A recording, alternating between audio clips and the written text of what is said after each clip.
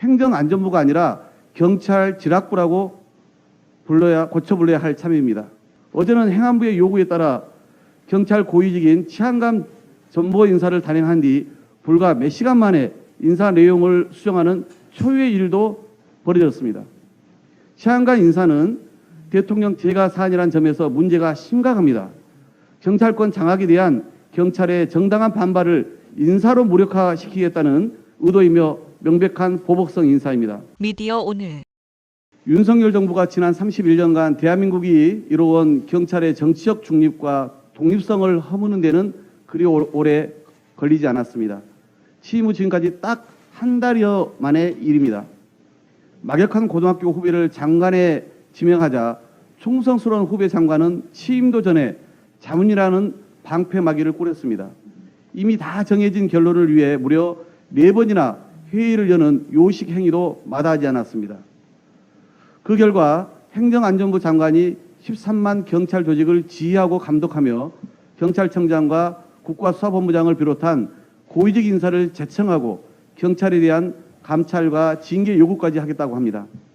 행정안전부가 아니라 경찰 지락부라고 고쳐 불러야 할 참입니다. 말로는 경찰의 민주적 관리 운영, 효율적 업무 수행 운운하지만 경찰을 완벽하게 통제하겠다는 것에 다름 아닙니다.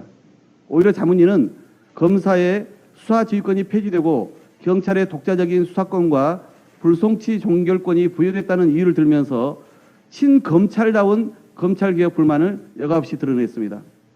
국민의 절반 가까이가 반대하고 있습니다. 국가경찰위원회를 비롯 전국의 경찰 또한 반발하고 있습니다. 윤 정부의 시도는 행안부 장관 사무에서 치안 사무를 삭제한 정부조직법 개정 취지를 무력화하는 유언적인 발상입니다. 벌써부터 정권의 눈치 보기가 시작된 것 같습니다. 윤석열 정부 들어 임명된 서울경찰청장은 장애인 권리 보장을 위한 전장위원회 시위에 지구 끝까지 찾아가 엄단하겠다고 밝혔습니다. 어제는 행안부의 요구에 따라 경찰 고위직인 치안감 전보 인사를 단행한 뒤 불과 몇 시간 만에 인사 내용을 수정하는 초유의 일도 벌어졌습니다. 치안감 인사는 대통령 제가 사안이라는 점에서 문제가 심각합니다.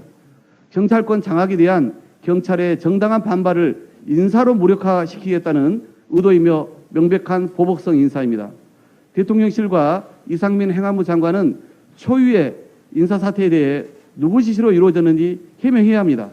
윤석열 정부의 경찰 권력 장악이 현실화되면 경찰은 또다시 정권의 하수인이란 오명을 쓰게 될 것입니다. 윤석열 대통령이 민중의 지팡이를 정권의 지팡이로 삼는다면 국민이 용납지 않을 것입니다. 행안부 장관에도 경고합니다. 국민통합과 민생을 챙겨야 할 윤석열 정부가 위법적 경찰 장악을 끝내 강행한다면 민주당은 비상한 조치를 취할 것임을 분명히 밝혀둡니다. 이상입니다.